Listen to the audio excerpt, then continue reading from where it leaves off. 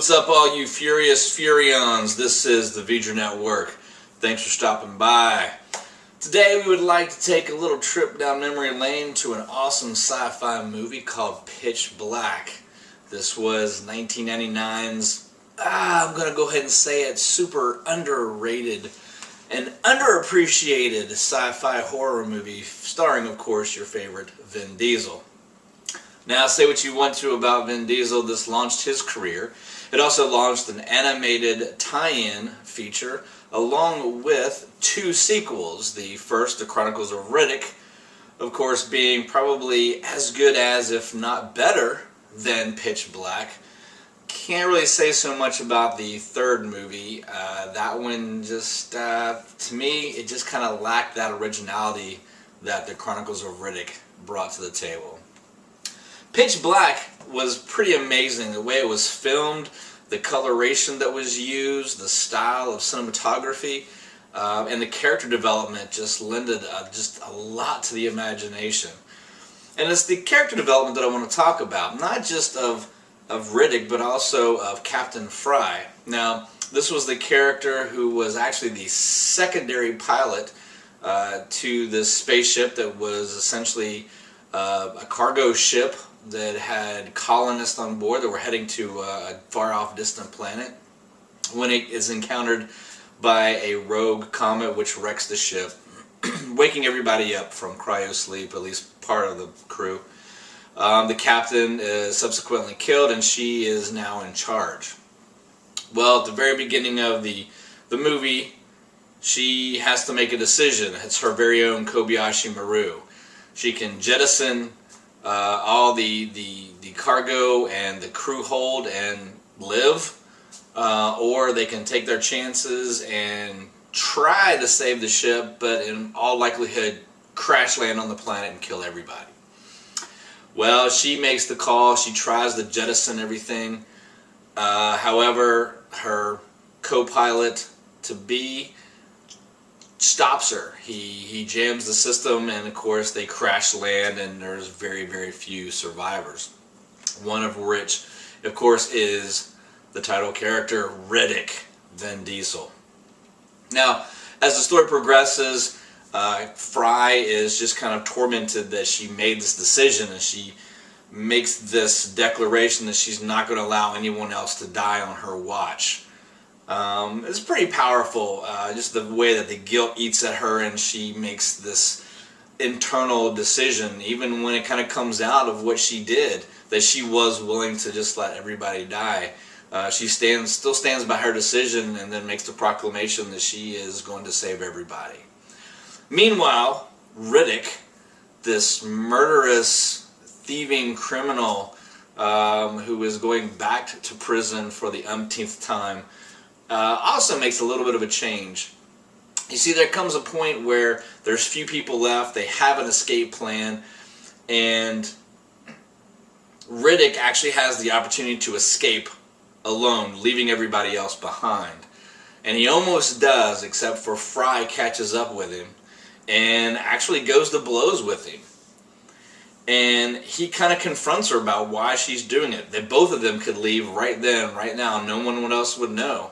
But she refuses. She says, I'm not going to leave them behind. And he asks her, would you die for them? And she says, I will. And there's something about that humanity that kind of triggers something in Riddick. I mean, he gives his life story early on in the movie, and it's terrible. It is a horrible upbringing that he had and just the life that he lived. But there's something about that sticks with him, and so they go off to rescue everybody and bring them to the escape ship, and in that piece he gets wounded.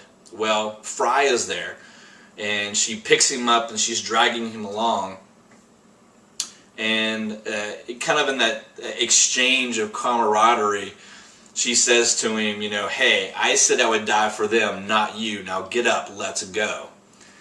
It's kind of a neat little joke. Unfortunately, and here's a spoiler alert, Fry gets killed shortly thereafter by this creature that's on the planet that they're trying to escape from. And Riddick just kind of cries out, you know, he's in pain, he's upset, And he cries out, "You, not for me, not for me." And he goes on to rescue the remaining survivors, and they get off the planet. It's interesting to know that, Riddick standing there with that and hearing what she says, I told them I would die for them, not you.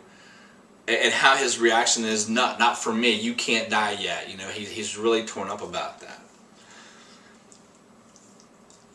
It brings to mind some Bible characters, number one, but it also brings to mind just people in general.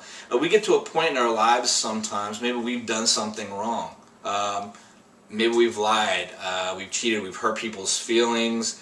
Maybe we had done something really bad. Maybe there's potential killings in our past. And we say, we're not good enough for God. We've done messed up so bad, He can't ever forgive us. He wouldn't want me. He wouldn't die for me.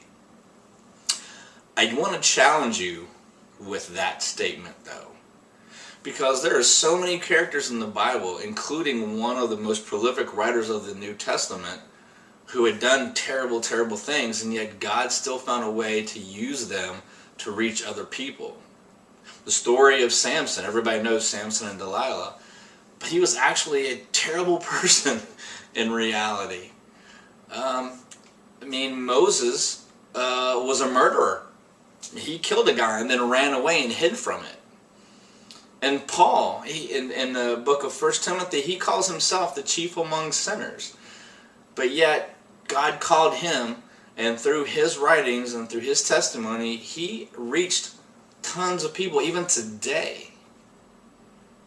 So if you're sitting there and you're watching this and you think, I'm not good enough, I've messed up so bad, just know there's people that have probably messed up worse than you that God still loves. And He still loves you. And He still sent His Son for you. All you've got to do is turn around and take His hand, and there's every chance that He could use you just like He used those people to reach others. The story of Riddick continues in the Chronicles of Riddick, the next movie. He goes on to literally save the entire galaxy from an invading force. Had he died on that planet, had he really believed that he wasn't worth changing who he was to be something more, the entire galaxy would have vanished. There would have been no Chronicles of Riddick or no subsequent terrible third movie. Something to think about. If you have questions or statements, leave them below. And we'll talk to you next time. JLY.